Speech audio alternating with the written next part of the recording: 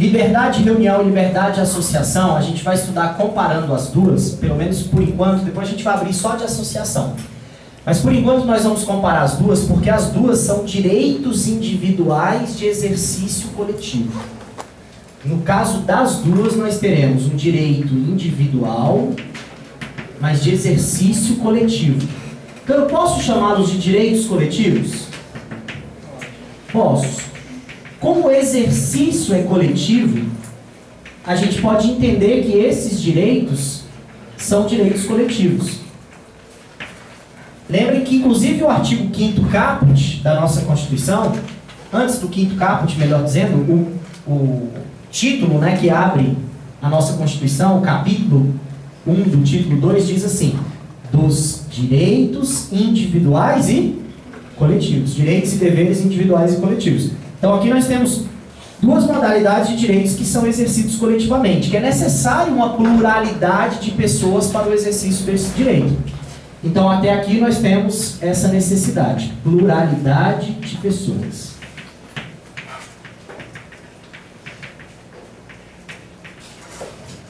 Dá para exercer esse direito individualmente? Não? Você não se reúne consigo mesmo, não? Você precisa fazer uma reunião, acertar os ponteiros, né? Associar-se consigo mesmo, então, melhor ainda, né? Colocar isso certinho nos pontos. Mas, brincadeiras à parte, óbvio que não dá para se falar em reunião sozinho, né? Associação sozinho. É necessário, então, uma pluralidade de pessoas. O que mais que é necessário? Um assunto em comum.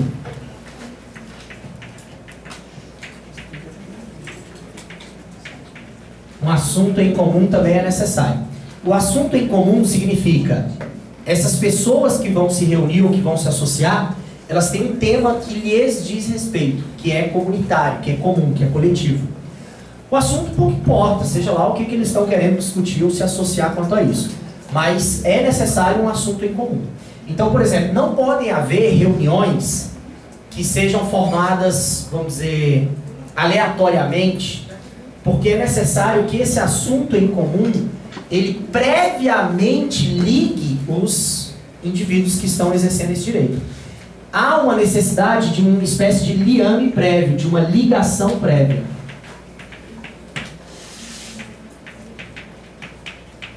Ou seja, é o assunto comum que os une, e não uma circunstância determinada deles estarem ali naquele mesmo momento aleatoriamente.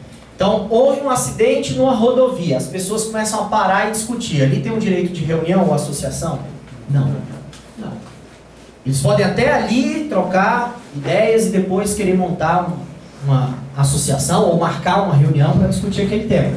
Mas é necessário o liame prévio entre essas pessoas, ok? Para que haja o direito de reunião. Agora aqui nós vamos diferenciar os dois. Até aqui é o que eles têm de comum. Agora o que eles são diferentes?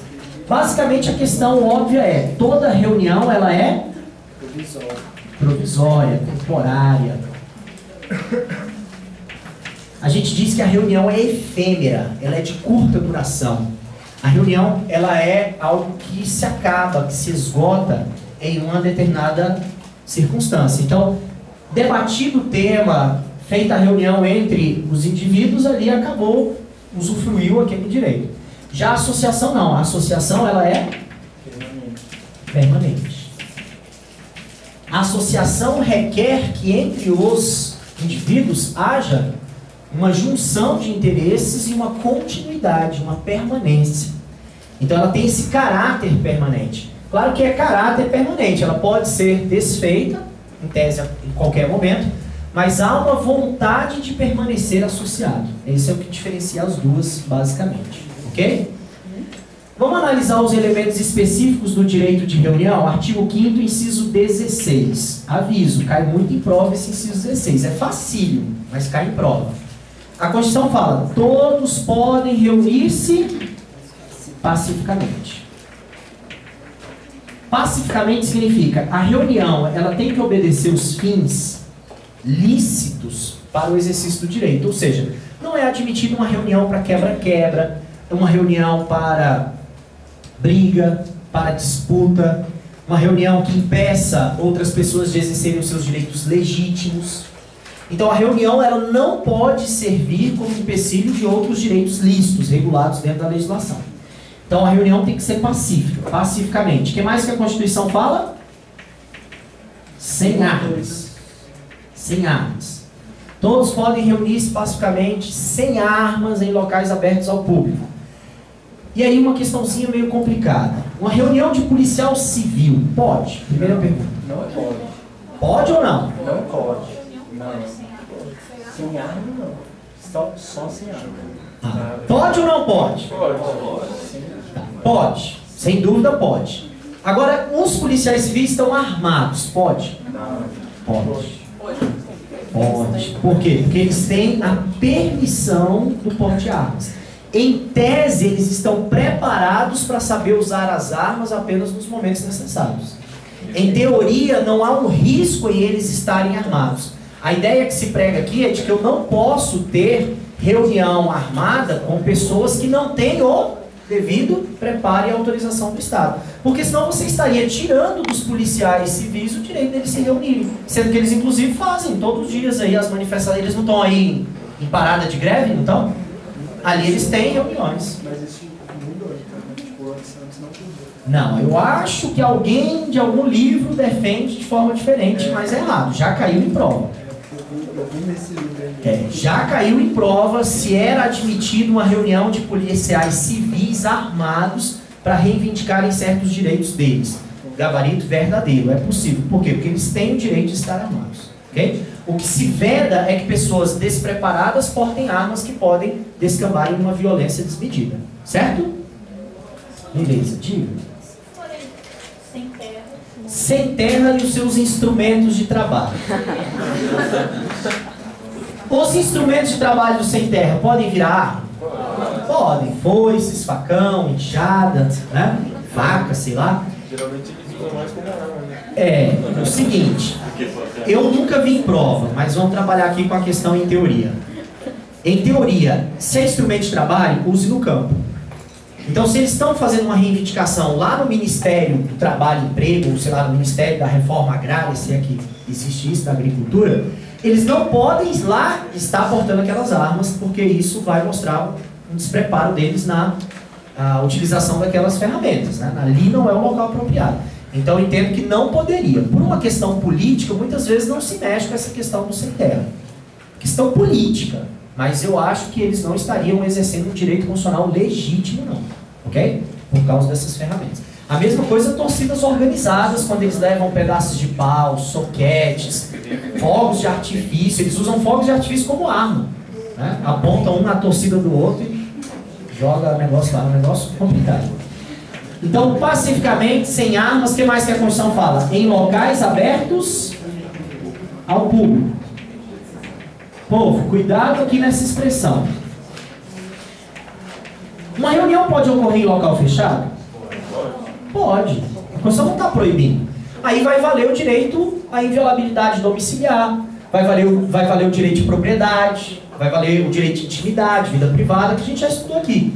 O que a Constituição está dizendo é que além dos locais fechados, em que eles tenham o direito de se reunir, também vai valer para os locais abertos ao público. Só que aí a expressão ficou muito ampla, a expressão ficou muito aberta. Porque olha só, o plenário da Câmara dos Deputados é um local aberto ao público? Podemos marcar uma reunião nossa lá hoje, à tarde? Não. Então o que ele quer dizer aqui com local aberto ao público é aquilo que no direito administrativo se fala os locais de uso comum do povo. Quais são exemplos de locais de uso comum do povo? Praças. Ruas. Como? Parques. Muito bem. Praias. Não, o shopping não é. Embora seja aberto ao público, há restrições, porque querendo ou não é um local privado, né? Ele é aberto ao público, mas é um local privado. Então nós estamos falando dos usos comuns do povo. Praias, parques, praças, logradouros, ruas, etc. São locais, estacionamentos públicos, em que as pessoas poderão se reunir, ok? O que mais que a Constituição exige? Ela exige um prévio aviso. O prévio aviso ele tem duas finalidades. Primeiro, garantir a segurança, e que não está escrito, está implícito. Mas lembre que segurança é um direito fundamental básico, lá do artigo 5º caput. Então, para garantir a segurança, você tem que avisar o Estado para que o Estado possa propiciar meios seguros dessa reunião ocorrer. E reunião pode ser em movimento? Pode. Essas manifestações que eles percorrem em determinadas avenidas é considerado direito de reunião. Pode ser em movimento. Então, para o Estado controlar o trânsito, para o Estado controlar também pela quantidade de pessoas, é necessário o aviso. A Constituição exige. E se eu não avisar, André, pode sua reunião vir a ser prejudicada por falta desse aviso. Okay? Não necessariamente vai ser, mas pode vir a ser. Certo? Então, prévio aviso é necessário. Outra utilidade do prévio aviso que está expresso no texto constitucional, para garantir o chamado direito de preferência. O que é o direito de preferência? Primeiro que avisar, tem direito a reunião naquele lugar. Isso. Para não frustrar outra reunião marcada para o mesmo local e mesmo período. Para não frustrar outra, para não gerar choque entre dois direitos que têm a mesma hierarquia. Então, se dois grupos querem se reunir no mesmo local, quem é que vai ter o direito? Quem avisou primeiro. Ok? Tem que haver o prévio aviso para essa finalidade também. Agora, o que mais cai em prova é: aviso é um pedido? Aviso é um requerimento? Não, aviso é um comunicado. Avisa para quem? Isso é de pouca importância, mas a burocracia administrativa vai mudar. Não tem como eu te dizer, hoje é o fulano, amanhã vai ser o cicrano. Então eu diria assim, o seu dever como cidadão é ir no rumo. E o dever daquele que recebeu o seu aviso, não sendo competente, é passar para a autoridade competente. Isso inclusive está na Lei 8.112. Toda vez que um servidor receber um requerimento, ele deve transmiti-lo à autoridade competente. Então você vai no rumo, por exemplo, se eu quero fazer a reunião em frente ao Congresso Nacional, eu acho que o certo seria comunicar ao setor de segurança lá do Congresso Nacional. Ok? Se eu quero fazer uma reunião aqui em frente ao Palácio do Buriti, eu vou no Palácio do Buriti apresentar esse meu comunicado. E eles é que tomem as providências necessárias que eles acharem. Ok? Que eles julgarem conveniente. Sei que você já pode ter falado isso em relação ao local aberto ao público. Inclui também o fechado a público. Sim. Como direito de propriedade, de inviolabilidade de domicílio, privacidade e intimidade. Certo? Vamos falar agora só sobre associações. Quanto a associações, a questão é um pouquinho mais complexa. Vai do 5º 17 ao 21. E também nós vamos acrescentar o artigo 8º e o artigo 17 nessa brincadeira. O 8º ele fala sobre sindicato. E o 21 ele fala sobre... e o 17 fala sobre partidos políticos. O que é um sindicato? Eu posso dizer que um sindicato é uma associação? Se um partido político é uma associação? É. Então nós vamos estudar os 3 tipos. A associação mais genérica e as associações específicas sindicais em partidos políticos. Primeiro vamos colocar os elementos que são comuns a todos eles, depois a gente vai vendo algumas diferenças específicas. Vamos lá, artigo 5º, inciso 17, que vai ter uma repetição no 8º e que vai ser bem parecido com o artigo 17. É livre a criação de associações.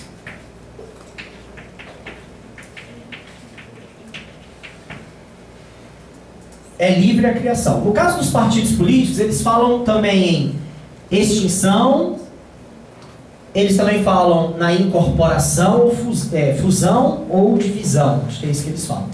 Então, nos partidos políticos, eles ainda colocam mais coisas lá dessa liberdade. Claro que cada um depois vai ter suas regras específicas, mas por enquanto é livre a criação. É livre a criação. Então, basta que as pessoas tenham um assunto comum e queiram ter aquela vontade de manter esse assunto sendo debatido em outros momentos para criar uma associação. Perfeito? Beleza. O artigo 5º 17 fala: é livre a criação de associações, vedada a de caráter paramilitar. O que é caráter paramilitar?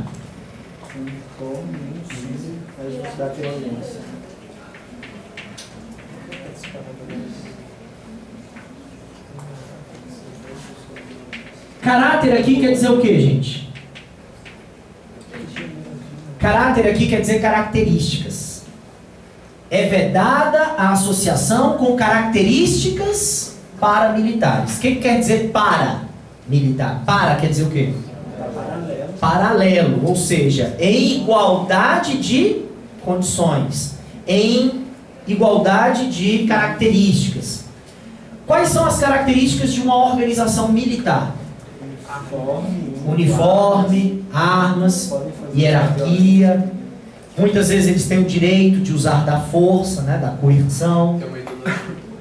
Às vezes tem uma ideologia. Então a ideia é vedado que entidades privadas utilizem essas mesmas características. Para quê? Para evitar que por meio da força eles queiram atingir o poder, alcançar o poder. Ou seja, o objetivo geral é vedar o que diz o artigo 5º, 44. A ação de grupos armados contra a ordem democrática ou regime constitucional é crime inafiançável e imprescritível. Então, para evitar que os grupos armados venham buscar o poder por meio da força. Um exemplo interessante são as Farc, né? As Forças Armadas Revolucionárias lá da Colômbia.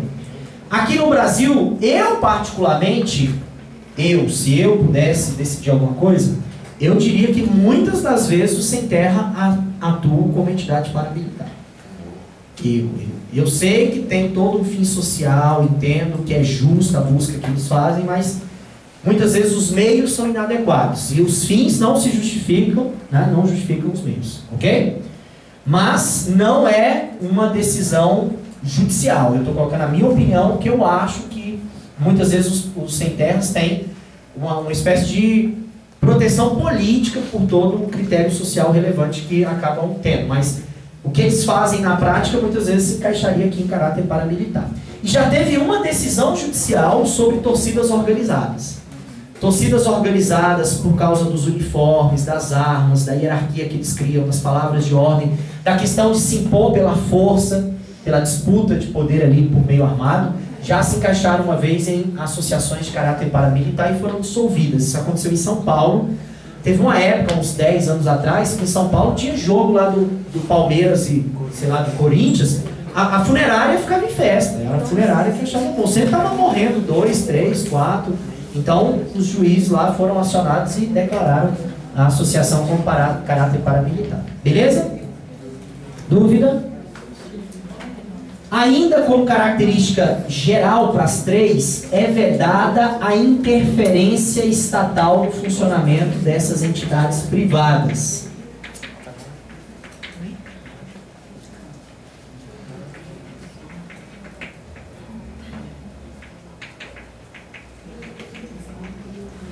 É vedada a interferência estatal no funcionamento das associações, no funcionamento dos sindicatos, no funcionamento dos partidos políticos. O Estado não pode controlar essas entidades porque elas são privadas. É o direito da sociedade civil se organizar. Então o Estado não tem que interferir. Isso está escrito na nossa Constituição.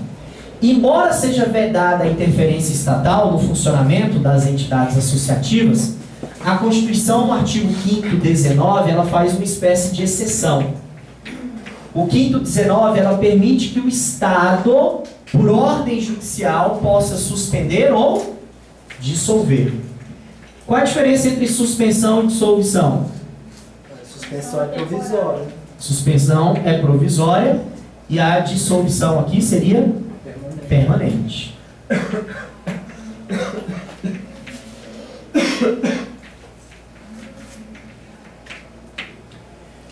As duas precisam de ordem judicial. Mas qual que é mais grave? A dissolução. A dissolução precisa de uma ordem judicial transitada em julgado. Certo? Você disse que essa interferência estatal é para as duas. Não. Nós estamos dando só associações. Claro que para reunião também, porque senão não seria um direito lícito, né? Mas nós estamos dando associações, certo? Ainda genericamente para os três tipos, associações, sindicatos ou partidos políticos, a Constituição vai colocar no artigo 5º, inciso 20, a chamada liberdade associativa.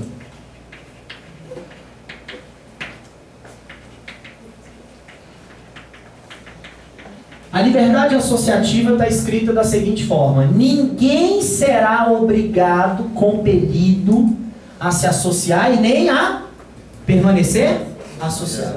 Ninguém pode ser obrigado a entrar numa associação ou permanecer nela. Você se associa porque você quer, porque você acha que você vai ser beneficiado. Você não pode ser obrigado por lei a fazer parte de uma associação. Ou pelos próprios associados também não podem te obrigar a permanecer. Certo? Vale para sindicato? Vale. Vale para partido político? Vale. Ninguém é obrigado a entrar em nenhuma dessas. Qual artigo, professor? Quinto 20. A sequência está aqui, ó. 17, 18, 19, 20, 21. O último é o 21, que fala sobre o direito de representação processual. Por enquanto vale para as três, mas depois nós vamos explicar regras específicas do sindicato. Representação processual é o direito que a entidade tem de agir em juízo em nome dos associados. Só que o quinto 21, ele vai fazer uma ressalva importante. O quinto 21, ele diz assim: as associações poderão representar os seus associados em juízo ou fora dele. Poderão representar os seus associados em juízo ou fora dele. Porém, o que diz a Constituição? Mediante expressa autorização. A autorização expressa dos associados, que é a procuração, né? Ou a assinatura na ata da Assembleia autorizando isso. Mas veja, a regra é a autorização expressa. Por enquanto, repito, vale para as três. Para uma associação defender em juízo os seus associados, ela tem que estar expressamente autorizada. Ela tem que ter sido autorizada a isso. Se estiver no estatuto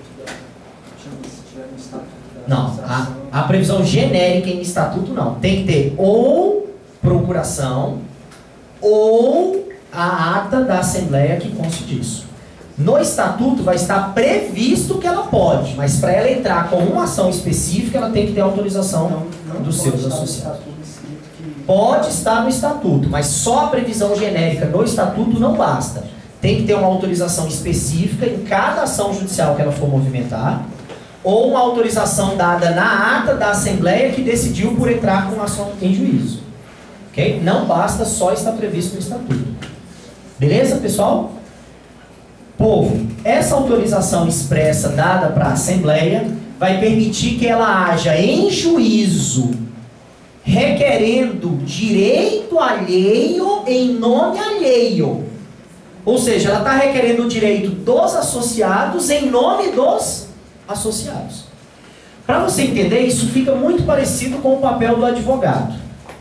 O cliente chega no escritório do advogado e diz: doutor, eu gostaria que entrasse uma ação em juízo pedindo o seguinte.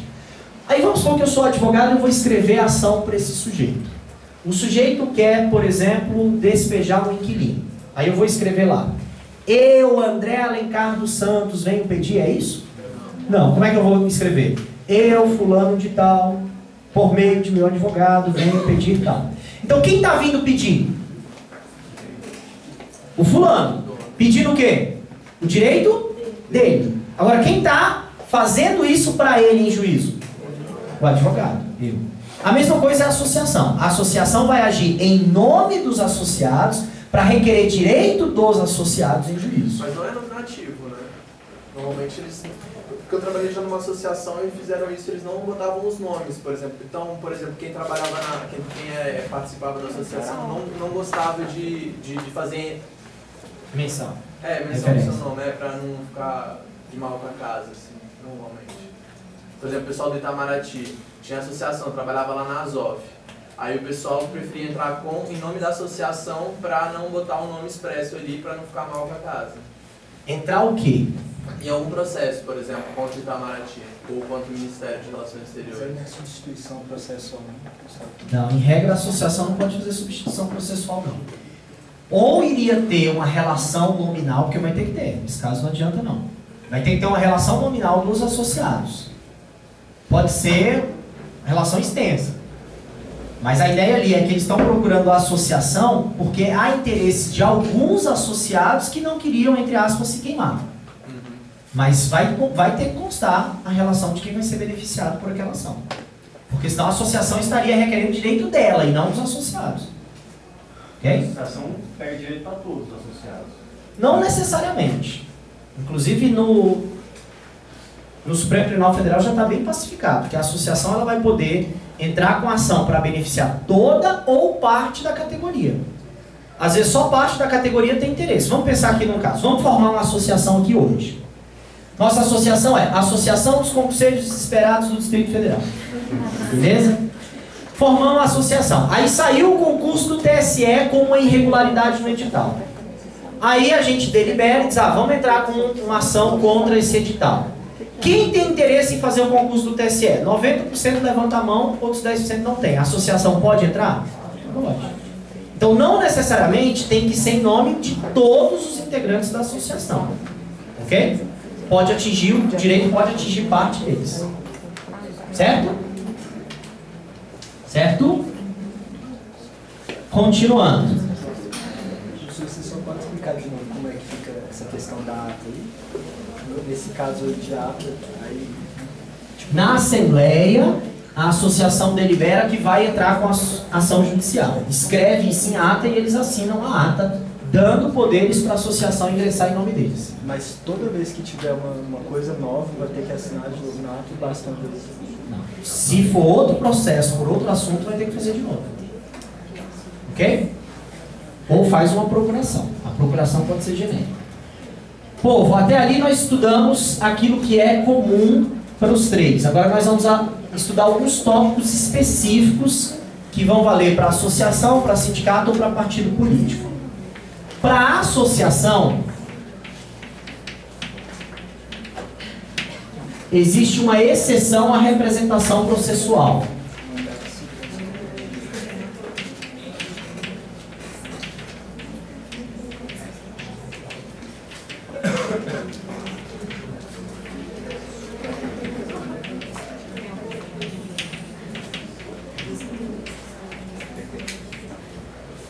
O artigo 5º, inciso 70, ele dá direito às associações impetrarem mandado de segurança coletivo.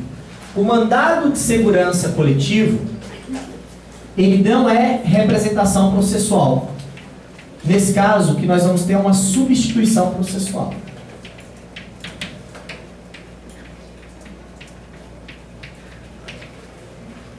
No caso do mandado de segurança coletivo, não é necessária a autorização expressa. Não precisa autorização expressa.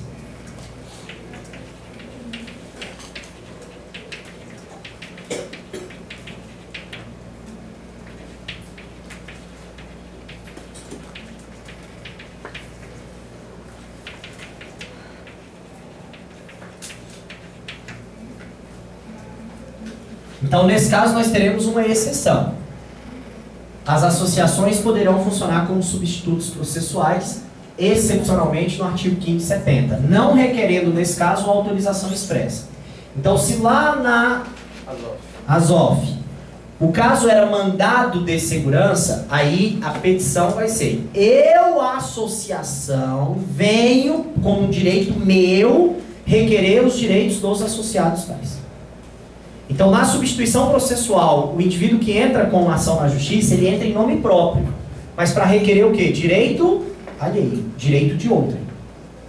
Então, ele entra em nome próprio para requerer direito alheio. Como é em nome próprio, ele não precisa de autorização.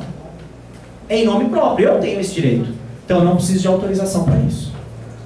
Certo? Para os sindicatos... Vamos fazer aqui na forma de uma tabela. Vocês podem fazer embaixo sem problema, tá? Para os sindicatos, a regra já é substituição processual.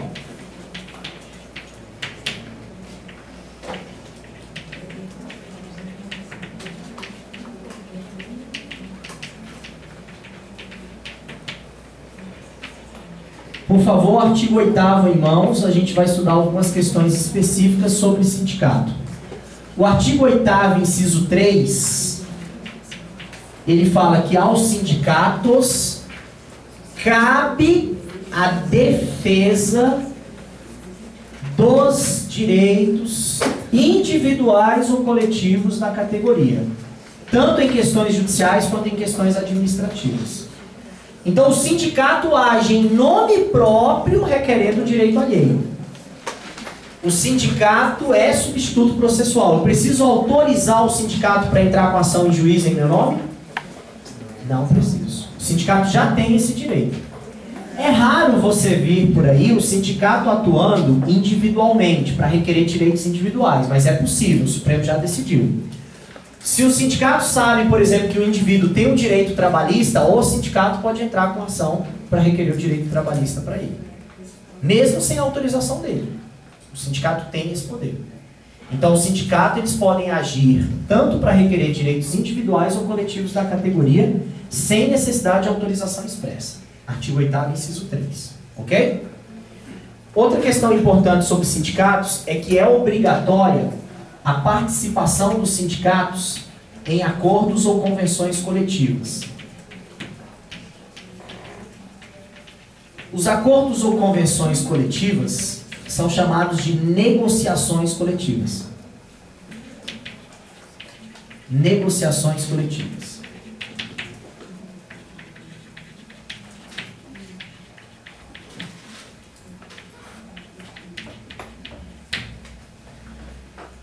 A obrigação dos sindicatos, acho que está no artigo 8º, inciso, confiram aí, acho que é inciso 6. É isso mesmo? É obrigatória a participação dos sindicatos nas negociações coletivas? Artigo 8º, inciso 6. Mas vocês vão encontrar também no artigo 7º dos direitos do trabalhador que essas negociações coletivas, elas fazem lei entre as partes. A Constituição fala reconhecimento dos acordos e convenções coletivas de trabalho. Quando a Constituição fala no artigo 7º reconhecimento, vê se vocês acham aí qual é o dispositivo. Eu acho que é 20 e alguma coisa, mas procurem aí no artigo 7º reconhecimento das negociações e acordos coletivos. 26. O reconhecimento que o artigo 7º, inciso 26 dá, é dizendo assim, olha, isso é obrigatório, isso é lei entre as partes. A negociação coletiva, ela é uma espécie de contrato coletivo em que a categoria ou todos os funcionários de uma determinada empresa ficam obrigados a seguir aquelas regras. Então elas fazem lei entre as partes. Em vários lugares a Constituição vai falar, salvo disposto em acordo ou convenção coletiva. Então, disposto em acordo ou convenção coletiva vale como lei entre as partes. Ok? É reconhecido pela Constituição como valor. Outra diferençazinha que existe para sindicato é a seguinte: é livre a criação de sindicatos, só que há o princípio da unicidade sindical. O princípio da unicidade sindical, ele obriga, ou melhor dizendo, ele vê que exista mais de um sindicato numa mesma base territorial para representar uma mesma categoria. É proibido, é vedado ter mais de um sindicato na mesma base territorial representando a mesma categoria. Vamos dar uma olhada, por favor, no artigo 8º, inciso 2. Artigo 8º, inciso 2. Mas isso também tem a ver com o 8º 1, tá? O inciso 2, ele fala: é vedado a criação de mais de uma organização sindical representativo de categoria profissional ou econômica na mesma base territorial que será definida pelos trabalhadores ou empregadores, né, que estão interessados, não podendo ser a base territorial inferior à de um município.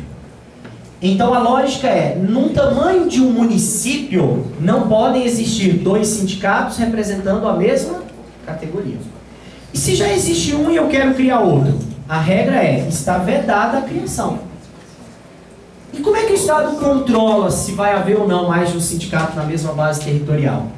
Para criar um sindicato, então, artigo 8º, inciso 1, O Estado não tem que dar autorização, mas o Estado vai fazer o registro do órgão competente. O órgão competente atualmente é o MTE, Ministério do Trabalho e Emprego. Então o sindicato só é sindicato se for registrado no MTE como tal. E o registro nega quando já exista um sindicato da mesma categoria. Aí pode haver até uma disputa entre as entidades ali para ver quem é que vai ficar como sindicato, mas é vedado ter mais de um. Qual o objetivo disso? Dar força aos sindicatos. Garantir que os sindicatos representem a categoria como um todo. Para que não haja uma espécie de fragmentação na representação que o sindicato faz da categoria. Ok? Dúvida? Não? Outra coisa importante sobre sindicatos. A gente viu que ninguém é obrigado a se associar e nem permanecer associado. Isso vale para sindicato? Vale. No artigo 8º, inciso 5. Ninguém é obrigado. Só que para o sindicato, a gente tem que ter cuidado com o seguinte. Eu não sou obrigado a me associar. Mas como é que fica a questão da contribuição?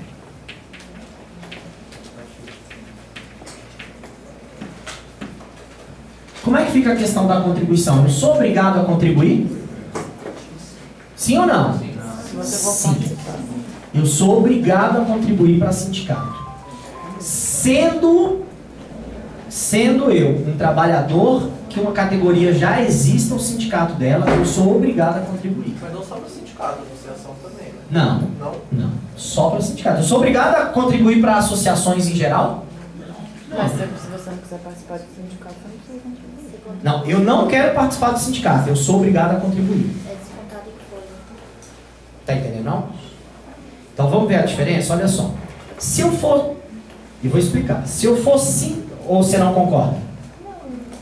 Vou explicar.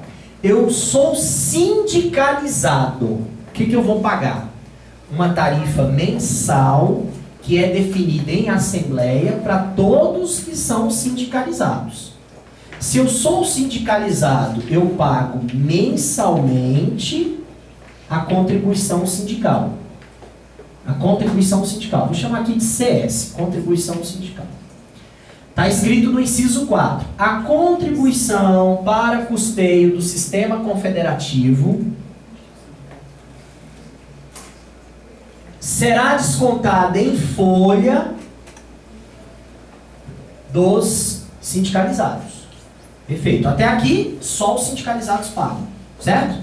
É o que todo mundo conhece, todo mundo está entendendo. Beleza? Quais as vantagens que eu tenho de me sindicalizar até aqui? Eu me sindicalizei e vou pagar mensalmente. O que eu ganho como vantagem? Representante dos seus direitos. Não, ele já é representante dos meus direitos, independente de eu ser sindicalizado. Já está escrito no artigo 8º, inciso 3, que cabe ao sindicato representar os direitos da categoria. Ele já é substituto processual da categoria, independente de eu ser sindicalizado. Então, o que eu ganho como vantagem até aqui? Primeiro, eu posso votar ou ser votado, mas isso é bem óbvio, né? Vamos pensar o seguinte. Eu quero entrar numa associação de moradores lá do meu bairro. Força política? Posso ganhar uma força política, mas o que uma associação pode dar para os seus associados de vantagens? Que é a mesma coisa que o sindicato vai poder dar. Vamos ver, questões práticas, gente. Pode ter um clube? Instrumento jurídico? Pode. Pode ter convênios? Pode. Pode ter uma representação processual, agora uma representação própria, particular. Eu tenho um problema pessoal, eu quero ir no advogado do sindicato consultar com ele. Posso? Posso. Eu posso ter um plano de saúde, gente? Posso? Posso. Ou seja, até aqui as vantagens que eu obtenho a me associar a um sindicato são iguais às que eu obtenho de me associar a uma associação comum, qualquer. Não muda nada. Tudo bem? Agora, a Constituição fala na parte final do inciso 4, vamos ler o inciso 4? A Assembleia Geral fixará a contribuição que, em se tratando de categoria profissional ou econômica, será descontada em folha para custeio do respectivo sistema confederativo da respectiva categoria, vírgula, independentemente da contribuição fixada em lei. A contribuição fixada em lei, ela é anual.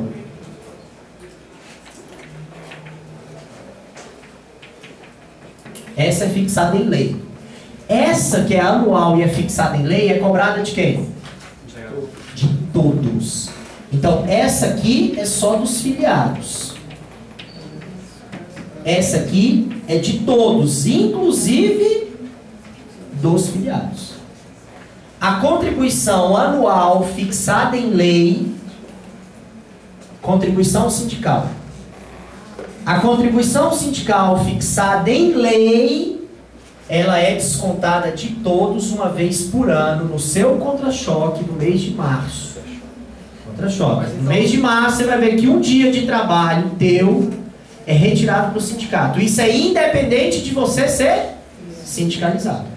Mas óbvio, gente, você tem que ser um trabalhador de uma categoria que tenha sindicato. Então, considerado obrigatório só é anual, então. Isso. André, isso não caracteriza uma sindicalização compulsória? Não. Não. Então eu sou obrigado a contribuir para o meu sindicato sem que eu seja... Certo. Só que o sindicato entra com ação judicial e beneficia toda a categoria. Você é beneficiado? Sim ou não? Então, assim, é uma forma de garantir que os sindicatos tenham poder econômico para agir em defesa da categoria. Só que se você não é sindicalizado, você não tem direito de votar, você não tem direito de ser votado, você não tem direito de participar daqueles convênios do clube, da festa no final de ano. Então, por isso eu entenderia que não é uma sindicalização forçada, mas é uma contribuição forçada, sem dúvida. Tanto é que a gente chama isso aqui de imposto sindical. Por que imposto sindical? Que imposto? Você paga porque você quer? Não. Professor, a substituição processual mesmo no sindicato só é por mandado de segurança coletiva? Não. Não. O sindicato é substituto processual. Ponto. Ah, então nem chega a fazer representação processual. Se quiser fazer representação processual, pode. Como a gente disse, pode ter um advogado até para questões particulares dos sindicalizados. Aí você dá uma procuração para o advogado do sindicato para ele entrar com ação. Mas ele, como sindicato, é substituto processual dos direitos dos trabalhadores da categoria. Aí só a associação comum, que a única exceção seria o mandado de segurança coletiva. Perfeito. Mas o conselho também não atua em cima disso aí? Os conselhos regionais? Atuam como? Ué, do mesmo jeito que o sindicato, então. Sim, de forma bem parecida. Você resolveu ser advogado, você tem que pagar o AB. Então, aí, mas já tem todo o já que o conselho já oferece. Qual a diferença? Conselho é para profissionais liberais. Não necessariamente você tem que ser um profissional liberal, mas a lógica de existir um conselho é porque você tem uma profissão liberal, que você vai poder exercer por conta própria, e tem que ter uma entidade para fiscalizar se aquela profissão não está sendo exercida inadequadamente, indevidamente. Então você vai pagar o conselho. Se você for trabalhador, é até possível, não sei, não tenho conhecimento, que haja uma espécie de convênio entre o conselho e o sindicato para que você já arrecade de tudo de uma vez só. Mas o fato de você pagar um conselho é porque você escolheu por uma profissão que tem esse conselho. Então, é obrigatório você pagar também, mas é um pouquinho diferente do que nós estamos falando aqui. Aqui é para quem é trabalhador. Se eu sou um advogado por conta própria, eu não sou um trabalhador, não sou sindicalizado. Não vou pagar nenhum sindicato, mas vou ter que pagar o AB. Ok? Porque eu não sou trabalhador. Quem paga aqui, que eu digo todos, é quem é trabalhador, obviamente. Então, há ligeiras diferenças, embora também haja obrigatoriedade no caso do conselho. Certo? Já ouvi falar que tem conselho que arrecada a contribuição sindical com ele. Ele arrecada e passa para o sindicato respectivo. Não sei, não me filio a nenhum, não sei como é que é na prática, e realmente não importaria para o concurso. Mas, para o concurso, é importante saber que há uma contribuição anual cobrada de todos os trabalhadores da categoria. E cai em prova, isso cai em prova. Certo? Dúvida? Mais uma questão importante aqui sobre sindicato.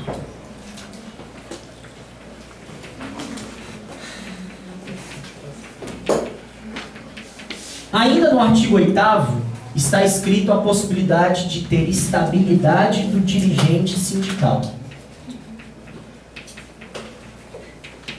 Eu acho que é o inciso 7.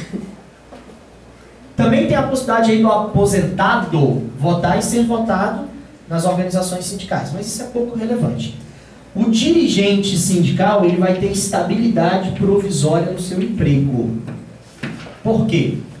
Porque o dirigente sindical ele vai lutar contra o empregador, contra a empresa. E normalmente isso seria uma motivação muito boa para mandá-lo embora. Então a Constituição diz: ao registrar a candidatura para líder sindical, ele já goza de estabilidade. Registro da candidatura. Houve a eleição, ele não foi eleito. A empresa agora tem motivo para mandar ele embora?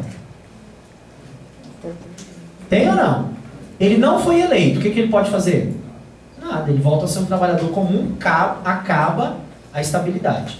Foi eleito, perdura ou não a estabilidade? Perdura, continua. Acabou o mandato, a Constituição ainda vai dar ali uma folga de 1 ano para esfriarem os ânimos. Então a Constituição fala, se eleito até 1 ano após o término do mandato, ainda que na qualidade de, tem aí acho que vice, não sei qual nome que ele usa, suplente, acho que é suplente. Ainda que na qualidade de suplente. Então, essa estabilidade provisória do dirigente sindical evita que ele venha a ser mandado embora por estar buscando melhorias de condições de trabalho contra o empregador. Beleza? Basicamente é só dar uma lida aí que a regra é explicável. Alguma pergunta sobre sindicato? Então, alguma informação importante sobre partido político.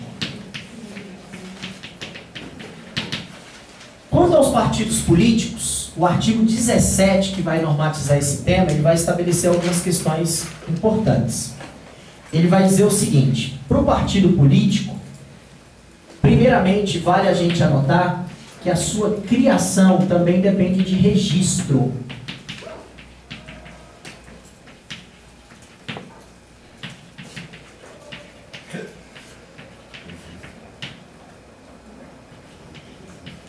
Quem é o órgão público que registra os partidos políticos? É o TSE. O TSE verifica se o partido político atendeu a todas as condições estabelecidas no artigo 17. O artigo 17 vai falar que é livre a criação, a fusão, a divisão e a extinção de partidos políticos, observados o caráter nacional, observado que esse partido político obedeça o regime democrático, os direitos fundamentais da pessoa humana, a soberania nacional. Então há várias necessidades de respeitar que o partido político cumpra. Então esse partido político só é partido político se o TSE registrar o seu estatuto. Ok? Primeiro ele se registra como uma associação normal no cartório de pessoas jurídicas de direito privado e depois ele registra no TSE esses estatutos. Qual a personalidade jurídica que tem um partido político? Costuma cair em prova. Personalidade jurídica de direito privado.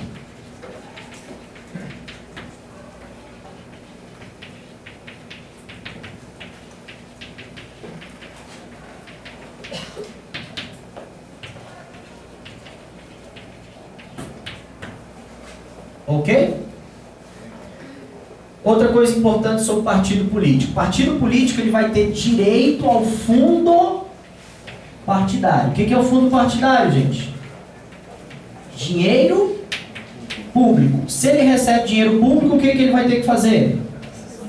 Prestar contas à TCU ou à Justiça Eleitoral? À Justiça Eleitoral.